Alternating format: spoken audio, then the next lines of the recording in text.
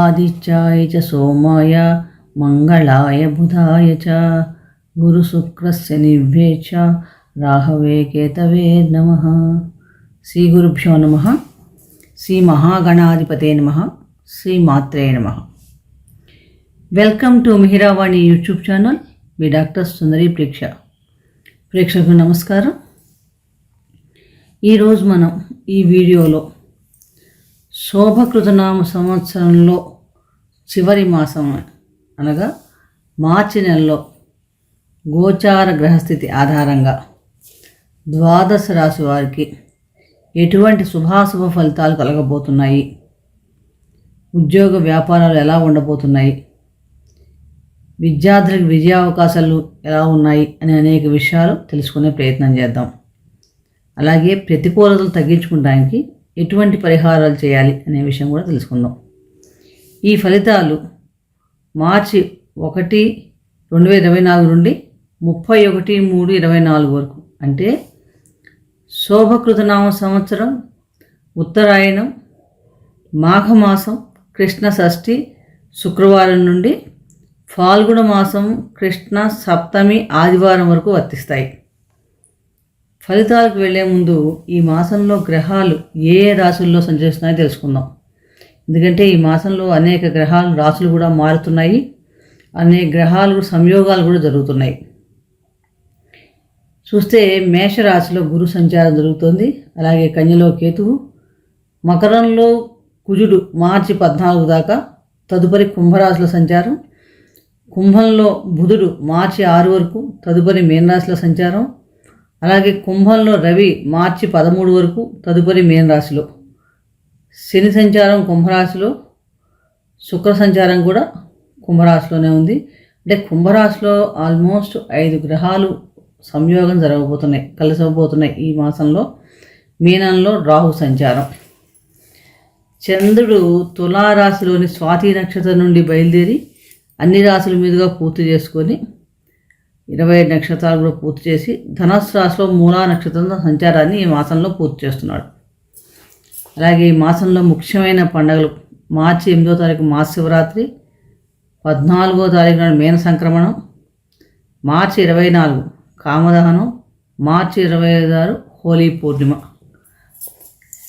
కాబట్టి ఇటువంటి గోచార గ్రహస్థితి ఆధారంగా ద్వాదశ రాశుల వారికి ఈ మార్చి నెల ఎలా ఉండబోతుందనే విషయం తెలుసుకుందాం. తులారాశి చిత్తా 3, 4 పాదాల్లో జన్మించిన వారు, స్వాతి నక్షత్రం 4 పాదాల్లో జన్మించిన వారు, విశాఖ నక్షత్రం 1, 2, 3 పాదాల్లో జన్మించిన వారి తులారాశి అవుతుంది. రాశ్యాధిపతి శుక్రుడు. మార్చి నెల మన గోచార గ్రహస్థితి కనుక గమనిస్తే కనుక ఈ మాసంలో తులారాశి వారికి 3 గ్రహాలు అనుకూలిస్తున్నాయి. సప్తమంలో గురువు, షష్ఠభావంలో రాహువు, పంచమంలో శుక్రుడు చాలా అనుకూలమైన యోగ ఫలితాలు ఇస్తున్నారు. అలాగే పంచమంలో రవి, బుధ, శుక్ర, కుజ, శనిల సంయోగం, 12లో కేతువు, మాస ప్రారంభంలో అర్ధాష్టమ కుజదోషం. ఇవన్నీ చూసినప్పుడు ఈ రాశి వారికి ఈ మాసంలో అనుకూలంగా ఉన్నప్పుడు కూడా కొన్ని విషయాల్లో మిశ్రమ ఫలితాలే మనకి కనిపిస్తున్నాయని చెప్పవచ్చు. ఎందుకంటే అవకాశాలు ముందుకెళ్ళడానికి చాలా మంచిగా వచ్చినప్పుడు కూడా కృషిని కూడా బాగా కొంచెం చేయగలిగితే కనుక చాలా మటుకు మిగిలిన అన్ని విషయాల్లో కూడా మిగతాల కంటే ముందుండే అవకాశం ఎక్కువగా ఉంది. కెరీర్ ప్రకారం చూసినప్పుడు 10వ ఇంటిని చూడటం వలన శుక్రుడు మరియు కుజుడు కూడా ఈ నెల ప్రారంభంలో రాహు 6వ స్థానంలో ఉండటం చాలా మటుకు అనుకూలమైన ఫలితాలు ఇస్తున్నాయి. వీరికి ఈ నెల ప్రారంభంలో మటుకు 4వ ఇంట్లో కుజుడు, అర్ధాష్టమ కుజ దోషం, దానివల్ల కొంచెం గృహ వాతావరణంలో కొంచెం ఇబ్బందులు ఉండే అవకాశం ఉన్నప్పటికీ కూడా శుక్రుడితో కలిసి సంచారం చేయటం వలన కొత్త వాహనాలు కొనటం కానీ, స్థిరాస్తులు కానీ, గృహ వాహనాలు కానీ కొనే అవకాశం కానీ, దానికి సంబంధించిన విషయాల మీద ఏమైనా అగ్రిమెంట్ చేసుకోవడం, ఇలాంటి విషయం ఎక్కువగా మనకి కనిపిస్తుంది. దానివల్ల కుటుంబంలో కొంచెం సంతోషం కూడా కలుగుతుందని చెప్పవచ్చు. విద్యార్థులకు చూసినప్పుడు ఈ మాసం విద్యార్థులకి సహజంగానే మనకి చతుర్థ స్థానంలో ప్రారంభంలో కుజ శుక్రులు, 5వ ఇంట్లో మనకి సూర్య, శని మరియు బుధ గ్రహాలు అభివృద్ధికి బాగున్నప్పటికీ కూడా కొంచెం ఏకాగ్రత తగ్గే అవకాశం ఉంది. కాబట్టి దీని మీద కొంచెం శ్రద్ధ పెట్టి చదువు మీద కొంచెం ఏకాగ్రత పెంచుకుంటే కనుక చాలా మటుకు విజయ అవకాశాలు మెరుగుపడతాయని చెప్పవచ్చు. ప్రేమ వ్యవహారాలు చూసినప్పుడు మటుకు కొంచెం ఈ మాసం కొంచెం బలహీనంగా ఉందనే చెప్పవచ్చు. ఎందుకంటే కొంచెం ఉద్రిక్తమైన వాతావరణం కానీ అనవసరమైన మనస్పర్ధలు రావడం, గొడవలు వచ్చే అవకాశం ఉంది. కాబట్టి ఈ విషయాల్లో కొంచెం జాగ్రత్త ఉండాలి.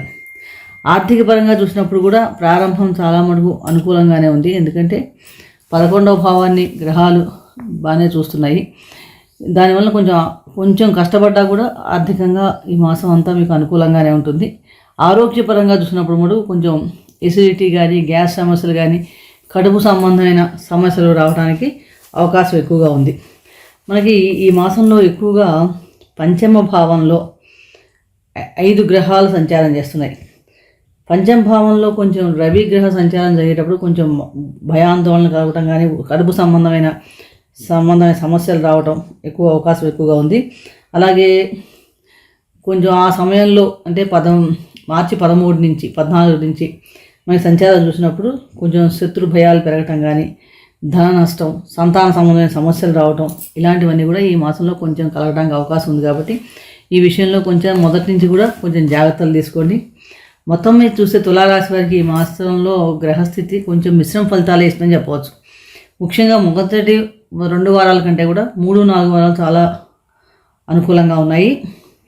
ఆ సమయంలో కొంచెం మీకు కొత్త వ్యాపారాల ప్రయత్నానికి వాటికి కూడా చాలా బాగుందని చెప్పవచ్చు. లాభదాయకంగా ఉంటుంది. కోర్టు కేసులకు సంబంధించిన విషయాల్లో కూడా అనుకూలమైన ఫలితాలే గోచరిస్తున్నాయి. ఒక్కోసారి ఈ తులారాశి వారు అనవసర విషయాల్లో కలగజేసుకోవడం వల్ల కూడా ఇబ్బంది ఏర్పడే పరిస్థితి ఉంది. కాబట్టి మనకి సంబంధం లేని విషయాలు వీలైన రోజు తలదోచకుండా ఉంటేనే మంచిది. బంధువర్గంతో కూడా కొంచెం స్వల్ప విభేదాలు కానీ, వైషమ్యాలు కానీ ఏర్పడే అవకాశం ఎక్కువగా ఉంది. వ్యవసాయదారులకి కొంచెం పక్కవారితో కానీ, మిగిలిన పంట విషయాల్లో కానీ కొంచెం విరోధం కానీ ఏర్పడే అవకాశాలు కనిపిస్తున్నాయి. ప్రారంభించిన పనులన్నీ కూడా కొంచెం నెమ్మదిగా పూర్తవుతాయని చెప్పవచ్చు. ఈ మాసంలో పిల్లల చదువులకు సంబంధించి కానీ, ఉద్యోగ అవకాశాలకి, వివాహాల శుభకార్యాలకి చాలా మటుకు అనుకూలంగా ఉంది. మంచి నిర్ణయాలు తీసుకుంటారు. దానివల్ల కొంచెం మంచి పనులే ఉంటాయి. శ్రమ అధికమైనా కూడా పనులన్నీ కూడా ఈ మాసంలో మీకు పూర్తి అవుతాయని చెప్పవచ్చు.